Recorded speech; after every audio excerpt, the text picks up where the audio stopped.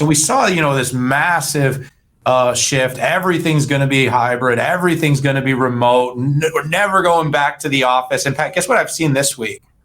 Endless photos of managers showing pictures of teams in boardrooms getting physically back together. I know. It's so great that we're back together. I know. And it's like, all right. So what we know now is that we all wanted to be remote until we were remote. Now that we're remote, we all want to be back in person. So truth be told, it's a continuum, and you're going to find a balance. And some companies are going to be heavily remote. Some companies are going to be heavily in person, and it's not going to be right or wrong. It's going to be what fits the culture, what fits productivity.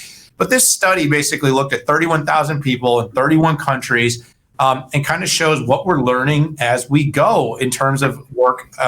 Some of the most interesting parts to me was data point about quote unquote of what's worth it to people. One of the things that the pandemic has caused is a focus on work-life balance. We've all heard about the Great Resignation with almost full unemployment in this country right now, and the amount of choice in our industry, Pat. I mean, if you want a job and you're any good, you would have to be literally sitting at home, eating Cheetos in your underwear to not get hired. And you might still get hired. That's how much demand there are.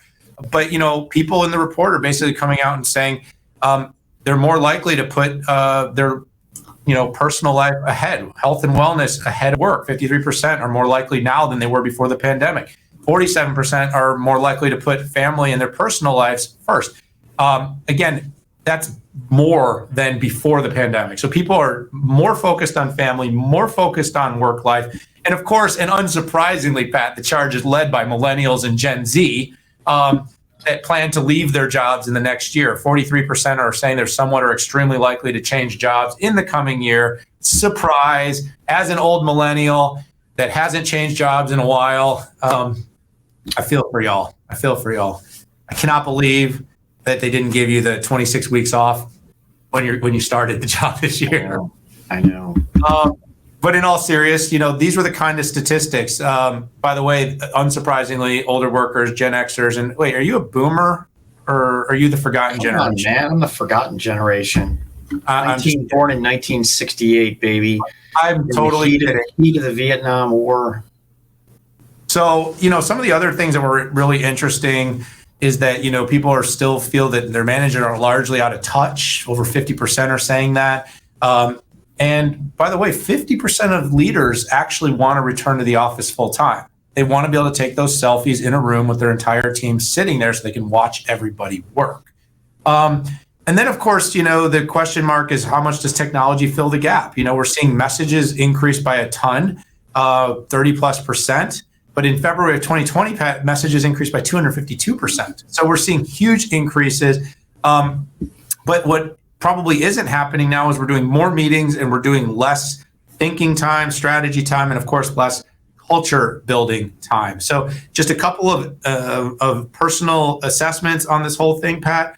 One is it's going to come down to a balance. Two, every company is going to have to think about what works best for them. Three, technology cannot replace all. We are way more productive. And so you have to rethink about the way we schedule work for people if they are remote and hybrid, because people can get what used to be a 40 or 50 hour week done in like 20 for sure if they're productive at home. At the same time, we've got to put health and wellness as priorities. We need to use technology not just to have more meetings, but to actually help people monitor that they're utilizing their resources effectively, that they're taking care of themselves.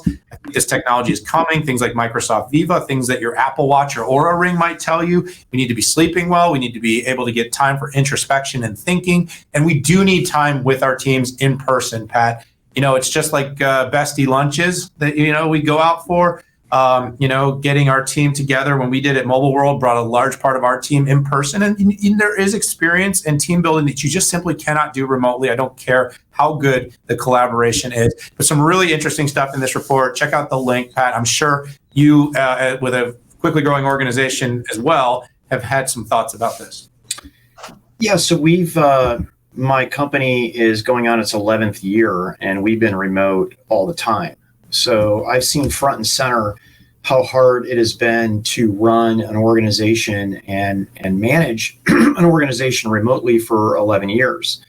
Now I run a light handed operation. The average analyst is 50 years old in my organization, and I hire very mature workers. So we're either Gen X or boomers. You sucked a lot of the oxygen out of this report, which was phenomenal. But I want to make two comments. The reason that managers want to go back to work is because they're having a hard time managing their employees remotely. Okay, and first of all, I think that is just that's human nature, right? It is harder to do that. And on the other side, you have people who want to live in lower cost areas, and they want to live remotely, right? And maybe that's the younger generation. I don't know. I have to tell you, I have a 22-year-old who absolutely wants to be in the office, right? She's single. She wants to meet people, and the whole remote thing. She's not in for it. So that, I think, and you didn't do this, by the way, but saying Gen Z wants this and Gen X wants this.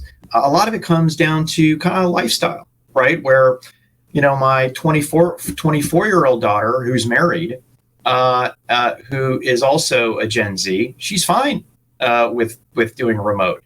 She's not going to work to meet a bunch of friends, right? Or find, a significant other. She already has one. Anyway, so a lot of it has to do with the place in life. And then my final piece is getting back to what I said a year ago, which was this hybrid thing is going to be harder than doing all remote, right? And we have to have better technology that enables the way that everybody wants to work.